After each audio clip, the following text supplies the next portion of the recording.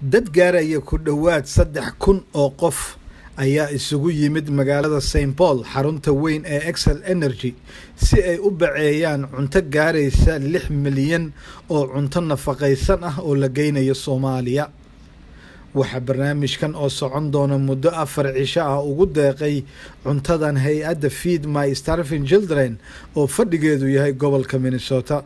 waxaa shalay ka soo qayb galay caruur iyo ciroole ku tabarucay waqtigooda si ay u caawiyaan dadka Soomaaliyeed abaartu qabsatay bilihii la soo dhaafay. intii aan la bilaabin bacaynta cuntada ayaa dadka waxaa loo sheegay qaabka wax loo bacaynayo, shaqada la qabanayo, loogana mahad celiyay ka soo qaybgalka barnaamijkan iskaa wax u qabso ku salaysan ee lagu caawinayo Soomaaliya. intaa kadib ayaa waxaa loo kala dareeray bacaynta cuntada. sida aad arkaysaana dadka hawsha haya waxaa wejigooda ka muuqda farxad ah inay guteen waajib bini'aadanimo.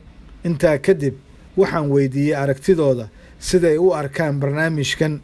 ugu horeyn waa kan Cabdirasaaq Biixi oo ka mid ah jaaliyadda Soomaaliyeed oo shalay hogaaminayay koox dhan oo waqtigooda ku soo tabarucay inay wax ka baceeyaan cuntadan.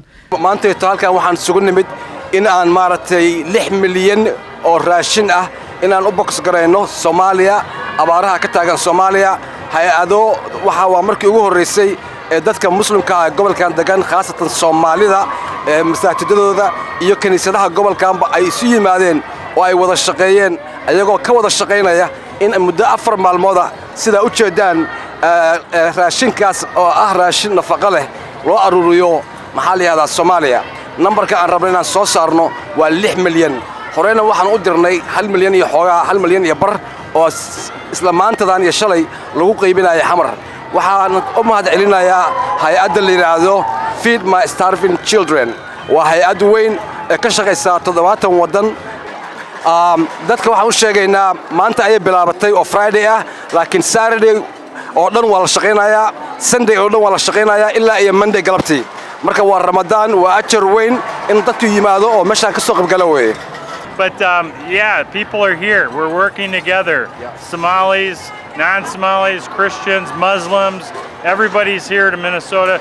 We need you to come out. We've got lots of space left for the weekend. I think that we're going to see a miracle here, and we're going to pack 6 million meals. So. maanta waxaad u jeedaan inaanu joogno meesha maaragtay cuntada Soomaaliya loo wada abaaraha lagu baagareynayo. waa maalintii koowaad. waxaan aad aanu u codsanaynaa in dhammaan ummadda Soomaaliyeed soo baxaan meel oo ay caawiyaan. waa maanta iyo berri iyo saa dambe waxa loo wada cuntada waa dadkeena abaaraha ay ku dhaceen tabaalaysan.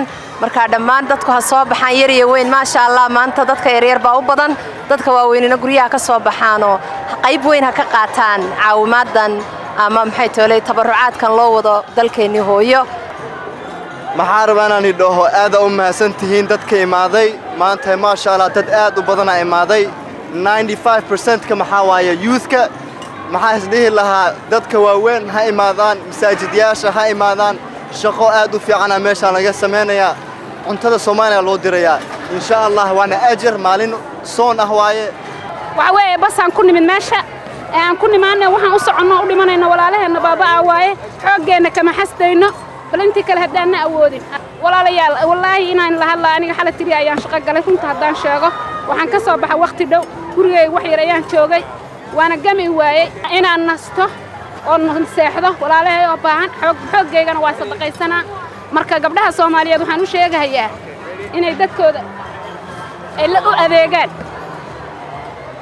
meeshan maxaa ka wada imaanay awataana anagoo badan dhalinyaro badan oo nahay dadka tabarucaad oo loo suubinayo waxyaalahan oo jeedin inta badan ayaa duduweena insha Allah. marka kulli dadka Minneapolis joogaan meel walba oo Minnesota laga wada joogo dhammaan inay isku wada imaadaan Soomaali ahaan. midda kale waxaan jeclaan lahayn in dadka loo sheego in raashinkan uu xaraan ahayn, uu xalaal yahay, uu yahay digir oo soybean la yiraahdo, qudaar la isku daray oo veggies ah iyo maxaa bariis iyo waxa weeyaan iyo nafaqo vitamins way. marka vitamiinkana waa loo baahan ilmaha ku koraya. waxa weeyaan wax loogu talagalay ilmaha macluulsan in ay macnaha la siiyo. barnaamijkan ayaa socon doona ilaa maalinta Isniinta ah waxaana ka soo qaybgalaya maalin walba dad ku dhow 3,000 oo qof. Siyaad Siciid Saalax, Somali Cable, Minneapolis, Minnesota.